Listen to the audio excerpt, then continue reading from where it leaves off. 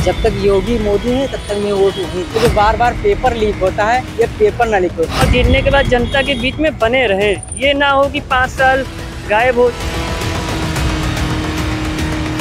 Law and order है वो भी बहुत कंट्रोल। हमको नहीं लगता कि बाहरी प्रत्याशी बहुत मायने रखता है। प्रत्याशी जो हमारे साथ खड़े रहे, हमारे साथ रहे, वो प्रत्याशी। भगवान राम का मंदिर, भव्य मंदिर बलरामपुर के लिए बहुत बड़ा सौभाग्य है। विश्वविद्यालय 81 लोकल का हो, मोदी और योगी और जय श्री राम ही चल रहा है। यहाँ पे अच्छी सड़कें योग आ जाए, युवाओं के रोजगार की, युवाओं की भागीदारी बहुत बढ़ रही है।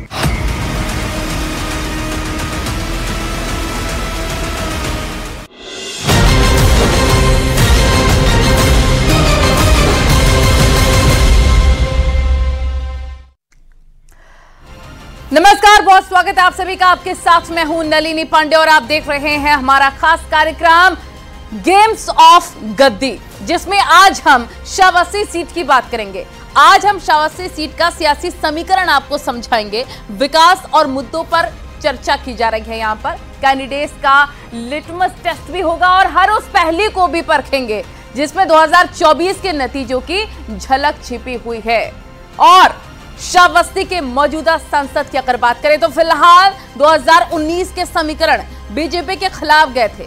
2019 में इस सीट पर हाथ चला बीएसपी के राम शिरोमणि वर्मा यहां पर मौजूदा सांसद हैं। ये पूरा हम आपको लिस्ट बता रहे हैं। मौजूदा सांसद कौन है? बीएसपी, यानी कि हाथी यहां पर चलता हुआ दमदार तरीके से नजर आ रहा है। हालांकि बीएसपी ने उन्हें अब पार्टी से निकाल दिया है, लेकिन श्रावस्ती के सांसद अब भी वही बने हुए हैं।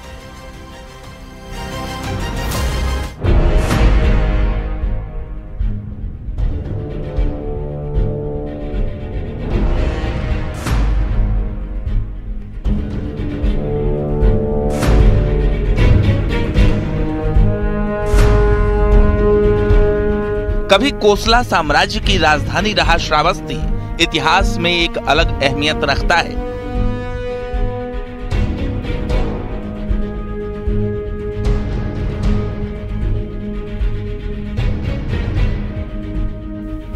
राप्ती नदी के गोद में बसा ये शहर बौद्ध अनुयायियों का पवित्र स्थान माना जाता है, क्योंकि यही भगवान बुद्ध ने नास्तिकों को सही दिशा दिखाने के लिए कई चमत्कार किए थे।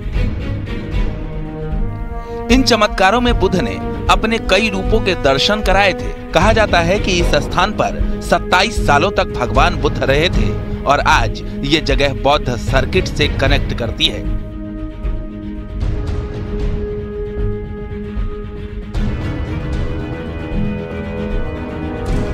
बौद्ध दर्शन के जीवंत प्रतीक इस शहर में एक बार फिर संग्राम छिड़ा है।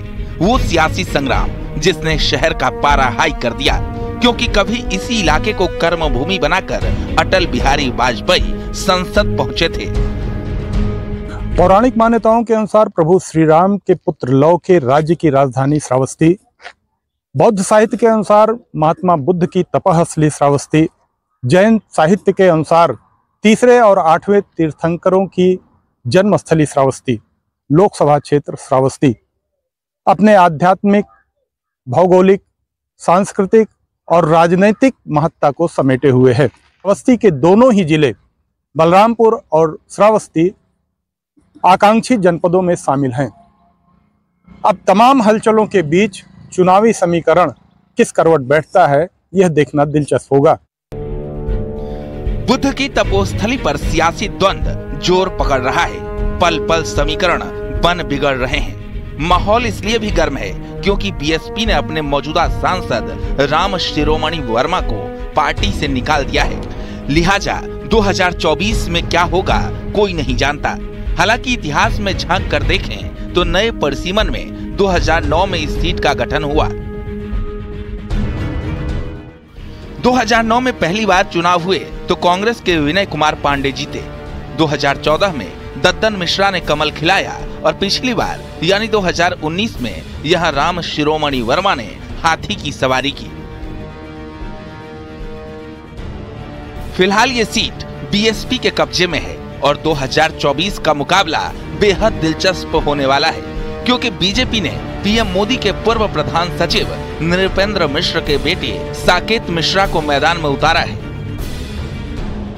चाहे भौगोलिक क्षेत्र हो, एक गौरवशाली इतिहास रहा है, क्योंकि यहीं से देश के पूर्व प्रधानमंत्री अटल जी, नानाजी देशमुख, सुभद्रा जोशी जैसे तमाम महान हस्तियों ने यहाँ से चुनाव लड़ा, यहाँ से सांसद बनी। दुर्भाग्य ये है कि राजनीति के क्षेत्र में भी बलरामपुर नाम तो बढ़ा रहा है, लेकिन अति पिछड़ा जो है ये जनपद रहा है। 2014 में इस लोकसभा सीट से समाजवादी पार्टी ने माफिया अतीक अहमद को इस सीट से उम्मीदवार बनाया था। तब मोदी लहर में उसे करारी पटखनी मिली थी। तब बीजेपी के दत्तन मिश्र ने जीत दर्ज की थी। लेकिन इस बार श्रावस्ती में एक बड़ा मुद्दा पैराशूट कैंडिडेट वर्सेस लोकल प्रत्याशी का रहने वाला है। यानी सपा अगर यहां से किसी लोकल कैंडिडेट को उतारती है, खासकर कुर्मी समाज का चेहरा अगर सपा के सिंबल पर मैदान में आता है, तो MY फैक्टर का साथ पाकर वो खेल बदल सकता है। लेकिन दूसरी तरफ बीजेपी के साकेत मिश्र एक बड़ा चेहरा है, जो मोदी की गारंटी और विकास के दम पर जीत का दावा कर रहे हैं। साकेत जी जो है इस बार जीतेंगे और भारतीय जनता पार्टी की जीत होगी। कि बलरामपुर अपना जो एरिया है, ये श्रावस्ती लोकसभा क्षेत्र है, ये इस बार अपने विकासात्मक मुद्दों के लिए खड़ी हो रही है। शिक्षा का स्तर भी थोड़ा बढ़ा है, इनके मुद्दे जो रहे हैं वो विकास की तरफ जा रहे हैं। लगातार बलरामपुर प्रथम की जैसी संकल्पनाएं भी आगे बढ़ रही हैं, युवाओं इससे जुड़ रहे हैं। तो इनके लिए इस बार का जो मुद्दा होने वाला है अपना विकास, उस विकास में भी शिक्षा, स्वास्थ्य, रोजगार। श्रावस्ती जब बलरामपुर लोकसभा सीट में हुआ करती थी, तब अटल बिहारी वाजपेयी और नानाजी देशमुख जैसी हस्तियों ने इस सीट का प्रतिनिधित्व किया। लेकिन नए परिसीमन के बाद समीकरण बदल चुके हैं। नेपाल से सटा ये पूरा इलाका तराई क्षेत्र में आता है। यहाँ की 94% जनता गांवों में रहती है, सिर्फ 6% लोग ही शहरी हैं। सामाजिक ताने बाने की बात करें तो यहाँ मुस्लिम और कुर्मी वोटर बेहद निर्णायक हैं। इसी फैक्टर की बदौलत 2019 में बीएसपी ने जीत हासिल की थी, लेकिन 2024 में साकेत मिश्रा की एंट्री से समीकरण पूरी तरह बदल गई है। श्रावस्ती से न्यूज 18 के लिए सर्वेश सिंह की रिपोर्ट।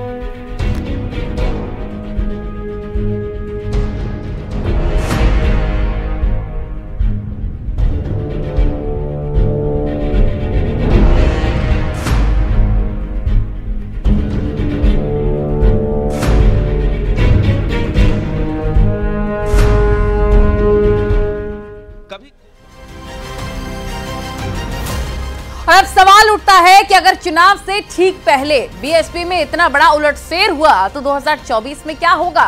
तो 2024 के चक्रव्यूह को भी जरा हम समझ लेते हैं। इस सीट पर फिलहाल बीजेपी ने ही कैंडिडेट का ऐलान किया है और साकेत मिश्र को बीजेपी ने मैदान में उतारा है। साकेत मिश्र प्रधानमंत्री नरेंद्र मोदी के पूर्व प्रधान सचिव नृपेंद्र मिश्र के बेटे हैं, जबकि उनके मुकाबले में सपा ने अब तक कोई कैंडिडेट यहां पर घोषित नहीं किया है। ये हम आपको बता रहे हैं और ग्राफिक्स के माध्यम से आपको बताएंगे। श्रावस्ती का मुकाबला इस बार काफी ज्यादा दिलचस्प होना है। लेकिन फिलहाल आप ये देखें, यहाँ पर बीजेपी की तरफ से साकेत मिश्र को कैंडिडेट बनाया गया वर्सेस अभी तक समाजवादी पार्टी की तरफ से कोई भी कैंडिडेट का ऐलान नहीं हुआ है। वहीं पर अगर हम बात करें श्रावस्ती के मुकाबले के, तो इस बार काफी ज्यादा दिलचस्प मुकाबला होने वाला है। लेकिन सपा कैंडिडेट सामने आने के बाद समीकरण तेजी के साथ बदलेंगे और किसी भी चुनाव में कास्ट फैक्टर बहुत इंपॉर्टेंट होता है। इसी फैक्टर को ध्यान में रखकर सियासी दल अपना कैंडिडेट उतारते हैं। तो यहां पर हम आपको बताते हैं जातिगत समीकरण। मुस्लिम देखिए 30%, मुस्लिम यहां पर 30% है, ओबीसी 26% है, राजपूत 7% है। ब्राह्मणों की अगर संख्या की बात करें तो ब्राह्मण 9% है, 9% है। एससी एसटी यहां पर 19% अहम भूमिका निभाते हैं। सबसे बड़ा मुद्दा क्या रहने वाला है ये भी हम आपको बताएंगे, लेकिन हमने आपको सियासी समीकरण बताया, जातिगत फैक्टर कितना ज्यादा मायने रखता है। अपना जातिगत समीकरण लगा ही रहा है, लेकिन अभी तक तो बीजेपी ने जो प्रत्याशी घोषित किया, अन्य दलों ने अभी कोई प्रत्याशी अपना घोषित नहीं किया है। कुल मिला के यहाँ विकास का मुद्दा और राम जन्मभूमि का मुद्दा ज़्यादा प्रभावी दिख रहा है अभी।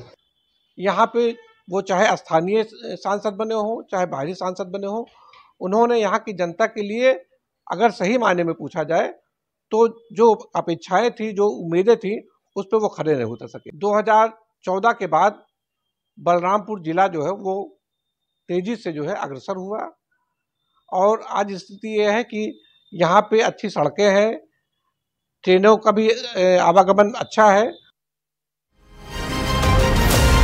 और अब देखिए, बहुत ज्यादा जरूरी हो जाता है कि पिछले चुनावों का विश्लेषण क्या रहा, तो पता चलता है कि ये सीट बीजेपी के लिए काफी ज्यादा मुफीद रही है।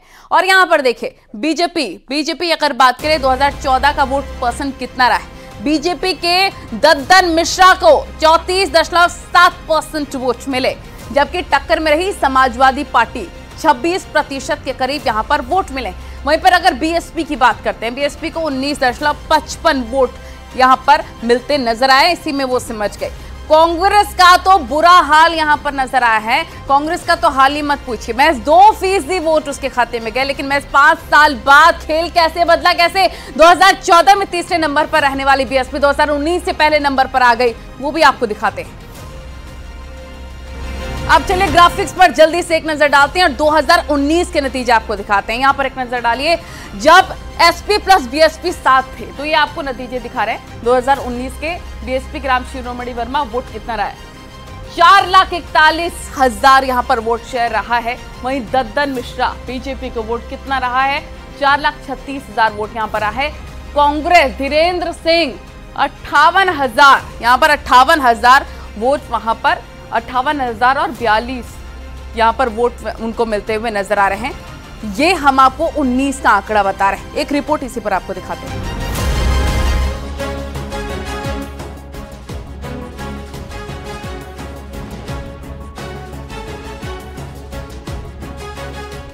सबसे पिछड़े जिलों में शुमार श्रावस्ती में खेती किसानी ही आय का मुख्य साधन है। वैसे तो यहाँ साखू, शीशम, जामुन की कीमती लकड़ियों से बने फर्नीचर की डिमांड दूर दूर तक है, लेकिन बाढ़ से बदहाल रहने वाले इस इलाके की एक अपनी कहानी है। यहाँ जितने विकास हुए, मुद्दे भी उतने ही अब भी बाकी हैं। 2019 का लोकसभा चुनाव बीजेपी यहाँ से हार चुकी है, इसलिए फूंक फूंक कर कदम रख रही है। बीजेपी अपने विकास के एजेंडे, मोदी की गारंटी और योगी के सुशासन को आधार बनाकर चुनावी बैतरणी पार करने की जुगत में है, जबकि विपक्ष एक बार फिर जातीय समीकरणों के सहारे बीजेपी को घेरने का प्रयास कर रहा है। हिमालय की तलहटी में बसे श्रावस्ती में कृषि योग्य भूमि का लगभग 32% हिस्सा सिंचाई के साधनों का अभाव होने से बंजर पड़ा है। इस जमीन पर किसान प्रकृति के भरोसे खेती करने को विवश हैं। यही वजह है कि न तो उत्पादन बेहतर मिल पाता है, न ही किसानों की दशा में कोई सुधार नजर आ रहा। लिहाजा इलाके की सूरत संवारने के लिए योजनाबद्ध तरीके से काम किए गए, जिनमें कई बड़े डेवलपमेंट शामिल हैं। श्रावस्ती लोकसभा का अपना एक समृद्ध सांस्कृतिक और राजनीतिक इतिहास है, और अभी जो कुछ उपलब्धियां विगत 1-2 वर्षों में हम लोगों को प्राप्त हुई, निश्चित रूप से एक चुनावी दृष्टि से और एक क्षेत्र की दृष्टि के विकास की दृष्टि से बहुत महत्वपूर्ण है। एयरपोर्ट का डेवलपमेंट हो गया, पहली उड़ान भरी जा चुकी है, उसके बाद अटल जी के नाम पर मेडिकल कॉलेज खुल गया, इससे बहुत काम हुआ है। श्रावस्ती में विकास की बात करें तो कई बड़े डेवलपमेंट हुए हैं, जिनमें शिक्षा, स्वास्थ्य जैसे अहम सेक्टर शामिल हैं। जिले को एक मेडिकल कॉलेज मिला, शिक्षा के लिए मां पाटेश्वरी स्टेट यूनिवर्सिटी मिली, 3 political college, airport, Devi Patan तीर्थ क्षेत्र विकास परिषद का गठन, सोहेलवा वाइल्ड लाइफ में प्रोजेक्ट टाइगर शुरू। इसके साथ ही शहर को इंटर स्टेट बस अड्डा मिला। इन विकास कार्यों की बदौलत श्रावस्ती में शिक्षा का स्तर सुधरा है, लोगों का जीवन स्तर बेहतर हुआ है। 5 साल जो सांसद रह चुके थे वो क्षेत्र से एकदम गायब थे, और यहाँ की जनता इस बार जो कि विकास को देखते हुए भारतीय जनता पार्टी की सरकार में बहुत अच्छा, चाहे डॉक्टरी के बारे में हो। हमारे इस श्रावस्ती लोकसभा से लगातार कहीं ना कहीं बाहरी प्रत्याशी आते हैं और चुनाव जीतने के बाद वो गायब हो जाते हैं। हाँ, मोदी सरकार की कुछ उपलब्धियां हैं, जैसे उन्होंने गांव में पानी पहुंचाया है, उन्होंने राशन दिया है, उन्होंने रोड दिया है। इस सीट पर मुख्य मुकाबला एनडीए और इंडिया गठबंधन के बीच में है, लेकिन इंडिया गठबंधन अब तक अपना प्रत्याशी उतार नहीं पाई। सपा के कैंडिडेट घोषित करने के बाद ही पता चलेगा कि श्रावस्ती के सियासी समीकरण कौन से करवट लेंगे। और आपने श्रावस्ती के सियासी समीकरण को समझा, विकास देखा, जो भी विकास हुआ वो राज्य सरकार की पहल पर हुआ। अब आपको जरा श्रावस्ती के चुनावी मुद्दे भी समझा देते हैं। तो इस चुनाव में छाए रहेंगे कौन कौन से मुद्दे, जल्दी से आपको यहाँ पर बता देते हैं। ये बाहरी प्रत्याशी, बाढ़, जंगली जानवर, रेलवे ओवरब्रिज, ये सभी मुद्दे हैं जो हम आपको दिखा रहे हैं। ये इस बार श्रावस्ती में छाए रहने वाले बाहरी प्रत्याशी, क्योंकि मौजूदा सांसद शिरोमणि वर्मा दूसरे जिले के रहने वाले हैं और जनता का कहना है कि वो 5 साल नजर नहीं आएंगे और इसीलिए इस बार जनता स्थानीय कैंडिडेट चाहती। वहीं दूसरा मुद्दा बाढ़ का है। राप्ती की गोद में बसपा, ये जिला अधिकतर तराई क्षेत्र में पड़ता है और हर साल यहाँ के लोग बाढ़ का कहर झेलते। तीसरा मुद्दा जंगली जानवरों का है। वन अभ्यारण्य और नेपाल सीमा पर घने जंगल, तेंदुआ और बाघ जैसे शिकारियों का घर है। पिछले 7 साल से 8 बच्चों को इन जानवरों ने अपना शिकार बनाया। चौथा मुद्दा आरओबी यानी कि रेलवे ओवरब्रिज का है। शहर के झारखंडी रेलवे क्रॉसिंग पर हर दिन भारी जाम रहता है। अगर रेलवे ओवरब्रिज मिलता है तो जनता को बहुत ज्यादा राहत मिलेगी। ये बड़े मुद्दे हैं श्रावस्ती के। स्थानीय प्रत्याशी लाएंगे। जो विश्वविद्यालय के समय, संघर्ष के समय लोगों ने महसूस किया कि बलरामपुर में स्थानीय नेता होना चाहिए जो जनता की भावनाओं को संसद तक, सदन तक पहुंचा सके। उस पे हम काम कर रहे हैं। हम स्थानीय प्रत्याशी लाएंगे और इस बार का चुनाव श्रावस्ती का गठबंधन ही जीतेगा, ये तय है। उसको 10 गुना ज्यादा सेवा हम लोग करेंगे। केवल यहाँ पे शिक्षा, स्वास्थ्य और उद्योग 3 प्राथमिकता है, उससे रोजगार अपने आप आ जाएगा। आपने देखा कि यहाँ के सांसद गायब रहे इस बार, क्या ये दूसरों पे मैं कमेंट करता ही नहीं, जनता उसके लिए होती है, जनता लेती है निर्णय, हम लोग हैं काम करने के लिए। पार्टी हमारी विकास के मुद्दों पर चुनाव लड़ेगी। हमारी पार्टी पीडीए के आधार पर चुनाव लड़ेगी। हमारा पीडीए एक मूल एजेंडा है, इसमें 90% लोग शामिल होंगे और जनता गरीबों के मुद्दे लेकर हम चुनाव लड़ेंगे। बेरोजगारी हमारे मुख्य मुद्दा है, महंगाई हमारा मुख्य मुद्दा है। देखिए, अब ज्यादा जरूरी हो जाता है सांसद का रिपोर्ट कार्ड देखना। तो चलिए आपको दिखाते हैं कितना विकास, कौन से काम बीएसपी सांसद ने 5 सालों में क्या कुछ कराया है। तो सब इस रिपोर्ट कार्ड में आपको दिख रहा होगा। सबसे पहले बात शिक्षा की कर लेते हैं। तो सांसद निधि से कोई नए स्कूल कॉलेज नहीं बनवाए गए, ऐसा दावा है जनता का। स्वास्थ्य के क्षेत्र में भी सांसद के नाम कोई बड़ी उपलब्धि नजर नहीं आ रही है। कनेक्टिविटी की बात कर ले तो इसके लिए तमाम सड़कें तो बनी, लेकिन सांसद कोटे से नहीं, यानी कि लोकल सड़कें बदहाल बनी हुई हैं। रोजगार की बात करें तो कोई फैक्ट्री, उद्योग सांसद महोदय जिले को नहीं दिलवा पाए। बाढ़ की भी बड़ी समस्या है, लेकिन बतौर सांसद प्रभावित इलाकों में ठोस कदम नहीं उठाए गए। सांसद का ये रिपोर्ट कार्ड उनके विकास कार्यों के ब्यौरे और जनता की राय पर आधारित है। तो आज के लिए श्रावस्ती सीट में बस इतना ही। कल एक बार फिर से नए मुद्दे के साथ, नए सीट के साथ हाजिर होंगे। तब तक के लिए नमस्कार।